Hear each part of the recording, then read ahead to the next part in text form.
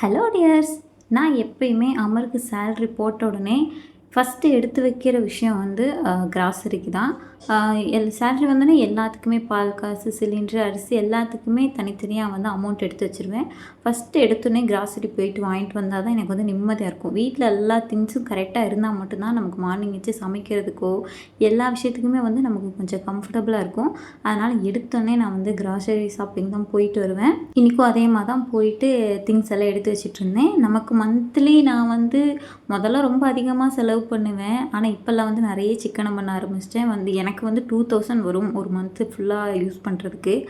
ஆக்சுவலாக அதுவே அதிகம் தான். ஆனால் வந்து அதை விட கம்மி பண்ண முடியல என்னால். அது போக மார்க்கெட்டுக்கு வந்து ஒரு 1000 ருபீஸ் எடுத்து வைப்பேன். மொத்தமாக எனக்கு கிராசரி மட்டுமே எனக்கு 3000 ஆகுது மந்த்லி. நீங்கள் எந்த மாதிரி சிக்கனம் பண்ணுவீங்க? இல்லை உங்களுக்கு ஏதாச்சும் டிப்ஸ் தெரிஞ்சால் எனக்கு சொல்லுங்கள். இதை விட கம்மி பண்ண முடிஞ்சால் நான் கம்மி பண்ணிக்கிறேன். அண்ட் மந்த்லி ஒன்ஸ் வந்து நான் கடையில் எப்பயுமே சாப்பிடுவேன். ஏன்னா வந்து மந்த்லி ஃபுல்லாக வீட்டில் சமைச்சு சாப்பிட்றதுக்கு சேலரி வந்தோடனே நாங்கள் எல்லாருமே வந்து கடையில் வாங்கி சாப்பிடுவோம். இன்றைக்கும் அந்த மாதிரி தான் சாப்பிட்டுட்டு இருந்தோம். நிவிக்கு வந்து உப்புமா தான். எப்பயுமே நான் என்னைக்கு கடையில் சாப்பிட்றேன்னா பாவம் அன்றைக்கெலாம் அவனுக்கு உப்புமா தான்.